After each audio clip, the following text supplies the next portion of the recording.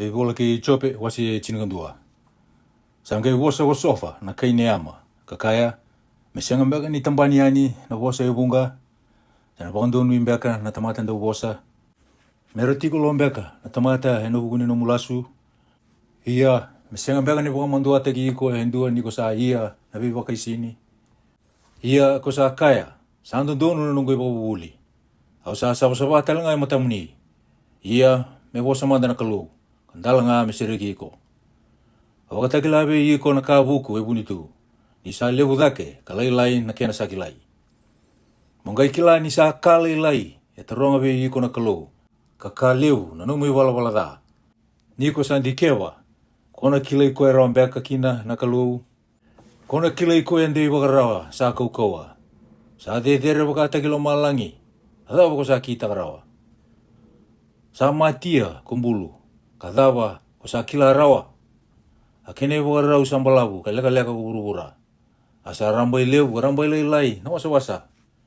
Kapa kasa alau tu kasongo latia. Kapa kasongo na bata kudai metaru bikoya. Nisa kileira na tamata lasu.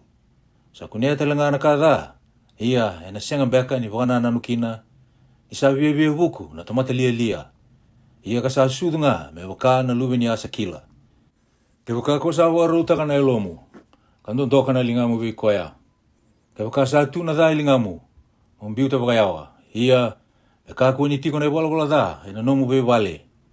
Niko na gaita dake kana senga ni tau binduka na matamu. Ia kona tiko ndei kana senga ni rere. Niko na ngule dawa na nomu loma. Kana nomu kina me baka no wai sa lako taniani. Ia na nomu bula ina wosi dake na rara mani singalebu. Kona dilayani. Kona tau bata kena mataka. Ia ina tiko ndei na lomamu. Nisa nuita kana vinaka. Ia kona wakarere bolinga. Ka koto sombu hena wakadengu. Ia kona koto sombu. Kana senga indua me wakarere iko. Harana waka musuti iko. Nele bunga. Ia ena oda wale na matandra na wala da. Ena ali na nonre ndonro. Ia na nonre nui. Ena wakana dhimbayani. Wasi chingarua. Asa wosa kochope kakaya. Sa ikimundo undina nga na tamata ia na buku. Ena mate wate ke ikimundo. Ia satu talanga be iau. Na loma buku. Me waka satu be ikimundo. Au sa asenga ni wosi visombu be ikimundo. Ia kodei sa asenga ni kila na kawa kongori. Au sa waka endua sa waka liele ikoea na kainona. Endua sa masu wana kalau kasarongo di koea ko koea. Ia sa waka liele ai na tamata sa andundonu kasenga ni dala. Ako sa tiko wadengu sa nanuma ilomana. Sa dina, imbedi ko koea sa woleka iti indara na ebana. Sa sautu na nonre tiko na mutako. Ar sa tiko ndei ko ira, era sa wadunrue na kalau. Ia na tamata sa dau solika kina kalau. Ia motaronga manda na manu ni wanua. Era na wabuli di ko. Ina manu buka karena tuku na beiko. Se wosa kina wanua kana wabuli di ko. Ia na ika talengani waitui ena wakatusa veiko. Ko dei mesanga ni kila, ena kakede nga ongo. Nisa da kawa na kakede nga ongo na linga chioba. Sa tiko, elingana na nonre dengu na kakede nga sambula. Kene alondra na tamata kede nga. Sa senga mbega ni wakatobulea na bosa na delinga. Kasenga talanga ni tobulea na kena kakana na musu. Sa tu na buku, veira na gase. Kena alamatua, veira sa bunga na nonre singa. Sa tu veikoe na buku, kena kaukaua. Sa nona na lewandina, kena alamatua. Reida, sambo suka sombu ko koea, asa dendre metaratale ndua. Sa songo latia na tamata, kasa sianga ndola barawa. Reida, sa taro na wai, kasa ndi. Sa wakatu tale, asa lagi luhudi bulbura. Sa tuwe koea na kokoa, kena buku. Sa nona ko koea, sa wakatala ke koea, sa wakatala. Sa kau tira tani wakambula, nanda umbose. Asa wakasisi ira, na matabili wai. Sa sereka na kenra ibesu na tui. Kasa vauda na tolondra ina ibau. Sa kau tira tani wambombulo na turanga. Kasa wambali ira na ganga. Sa wakatagalitaka na nonra bosa na taundina. Kasa kau tatani na nonra alomatua na gase. Sa wakaisinira na turanga. Kasa sereka na ibau ni tolondra na ganga. Sa wakaraitaka na kati tombu. May na butumbuto. Asa kau tamai kinararama na alo ni mati. Sa wakalewong katagira. Nabi mata ni tu asaba urusai ratale. Sa pakalibu-libu ya, amati ni tu, asa pakalilay takatale. Sa pakatagalitaka nanonre alomatua na turanga ni kay burubura. Asa pakasisir boli, ena likutu sa singa kina na sala. Era pakayaya mo boli, ena buto-buto, kasa singa nararama. Asa ang gisira, merayata-yata tu, may pakate kikoya, sa mateni. Wasichin katulu. Raida, akakita nga ongo sa kunia na matangu. Sa nungotan ng dalingangu kasa kila. Akando sa kila, kau sa kila telenga. Kau sa siya nga niwa si Wisombo biki mundo. Hindi na, kau sabi abo sabi ko sa kaukawa. Au sabi na kata mikira ubitarong ikaya na kalu. Iya ko iki mundo, daw sa andaw tulia na lasu. Daw sa buniway, sa siya nga niya nga kedenga. Kendo tigolo saramanda. Sana ngay numundo ubuko nga ongori. Dorong otamanda na nunggu bagatusa. Iya, daw bagarorongo kinabitarong ini tembining usungu. Daw na bosa dambeaka mundo totaka na kalu. Daw na bosa bakabiba kay sini, ena bukuna. Daw na binakata loa ambeka, na matana. Daw na iya, na vileti, ena buku ni kalu. Sabi na ambeka, may bakatarong ikim daw ko koya.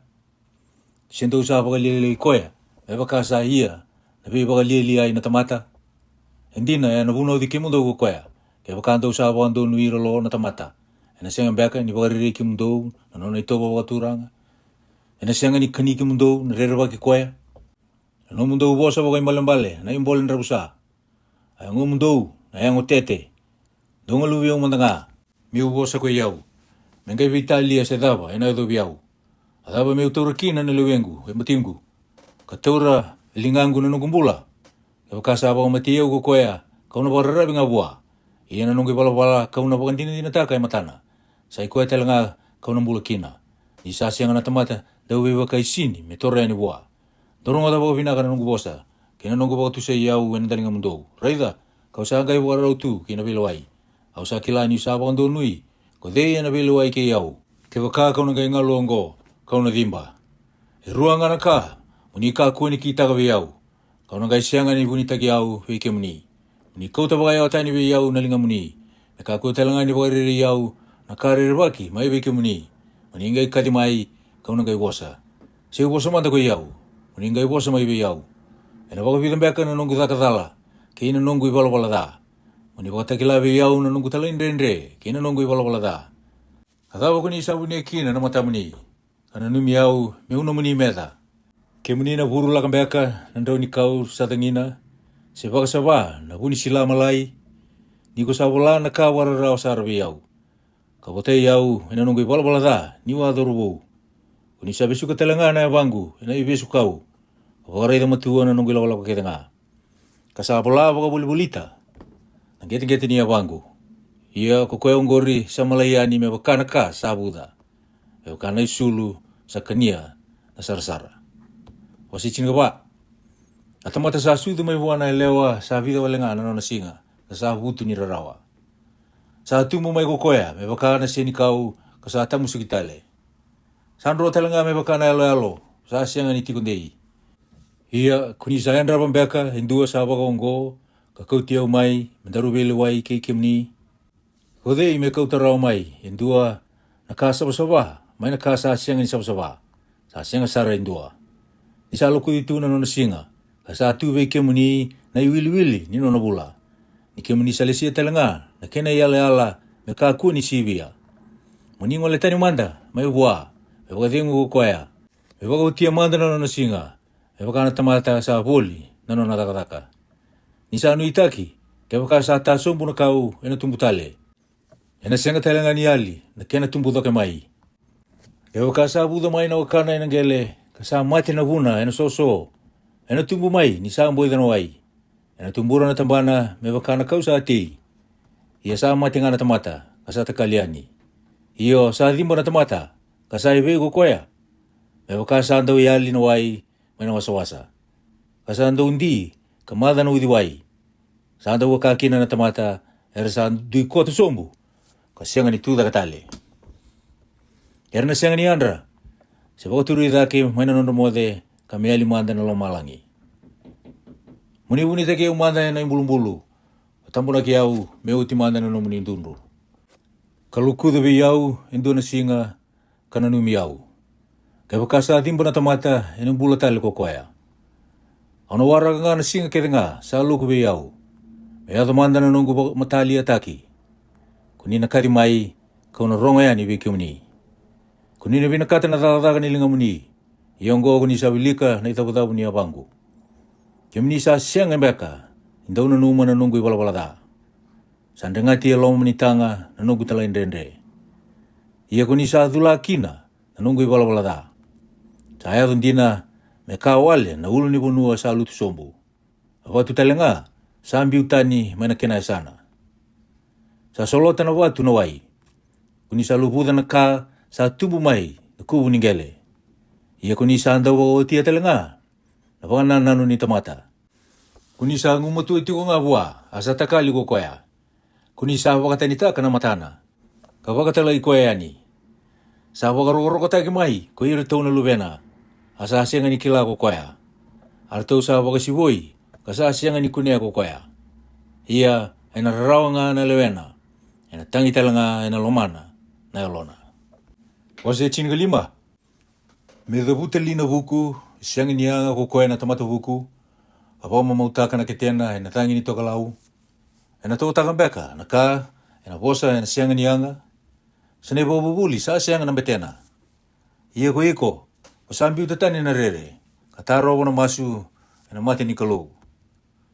Ni sa tukuna ng usumu na numay wala-wala da, wasanding ita ka na bosa, nindaw lawaki. Ang usumu nga sa pagkatalay ko, kasi nga iko yaw. Iyo, atembe ng usumu nga, sa tukuni ko. Ko ikong beka na matay ni tamata kasudu, siya kong buli mando iliw, ko iko, kung ngayon buli muri na bayulo ni bunua. Ko sarong otang beka ng bosi buni ni kalau, siya ko sa ataro wali na buku, minum nga. Alaba ko kila, kito sa asing atalanga ni kila. Sidawa, ko baka sa mataka, sa asing atalanga bi kito. Sa ati ko bi kito unulusika, kinanggasin din na talanga. Sa angon ako tamamu. Sa kalailaing beka bi iko, na bi bakating ni kalau. Sindo ang beka na kabuni, sa atu bi iko. Alaba sa kauti ko baka tanikina na lumamu. Sidawa, sa sauri wakina na matamu. Mabaka tanitagakina na lomu buwan na kalau. Kabosa taga kina ng usumo na bosa pagongori. Halawa na tamata, mesasa sa bago kwaya. Kay kwaya sa sudu may buwana elewa. May alundundun ko kwaya. Rida, sasing ni pangan tinatira na nona yarsa alo sa basaba. Iya, sasing ni sa basaba ay matana na lumalangi. Kasaba kayo ba na kina sisila? Kina dukundukali na tamata. Kukwaya, saan daw ngunubo na dami baka naway. Ano baka tagilabi iko, rungo di umay. Ia nakakauaraida kau na tukuna. Ngori arasa tukuna. Kuhira na buku may behira na nagase. Arasa siya nga ni bunia. Kuhira nga kaso liki na kuburubura. Kasya nga nakaitani may behila kobi keira. Sa kanararaw ko kuya na tumatada ay nanon na singa kete nga. Kasabu ni tayo buwa. Nandaw iwala-wala ko kuwa. Sinabilang beka na nanon baki. Sa rorong tu ang dalingana na karir baki. Ni sasaw tu tiko. Na dobi koya, nandaw be bagarusay. Sa asing ang dinata, dinaliso talamay ng muto-muto. Asawara ki koya tunay silawaw. Sa hanggarasya sa bulito na kena, kakaya, sa ibay. Sa kilako koya, ni sa wala ka sa rubuan na singa ng muto-muto. Sa pagariri koya nararawa, kina luma. Erang umuto buwa, may baka nagtuwi sa waraw kinaibalu. Ni sa nunto ka na lingan na buwan na kalog. Asaba ako ko tagi koya, may bebal kaya sa ako kowa. Sa diti pa kong mungkabi koya, enono na isasambay sukusukura. Nisa umbia na matana enono na uro, asa uro may nakitena. Iya sa tiko nga ko koya, enabi korolala. Enabi bale sa siyang ay tiko kina, kasabo lega kinirusa. Enasiyang ni buti niya ko koya, enasiyang ni tiko day no naka. Enasiyang talangan ni wakang day taka, na kena binakay urubura. Enasiyang nilakotani may na muto-muto, enamalaya ni natambana, enayame amin ni buka. Ena takalita lang ako kuya, ena idengo ni ngusuna. May kakua, nandaw wadalay, may pagararabi, ena kasasya nga niyanga. Nina siya nga niyanga na kinisaw. Ni sambera na kinangauna sa nayato nga. Ena siya nga talanga ni bulong-bulong na tambana. Ena kura ita kisombo, no buwan na po, may baka na po ini. Ena may mira na siya na may baka na olive. Nina lala, nanonre sungko-sungko nandaw bibagay sini. Iyan ang bukawanga, ena kaniya nanonre bibale, era sa tarayaw ni Vere. Era na kune taka na dha. Vose tu mana lasu. Kasa waro taka na viva kaisini na lomandra. Amen.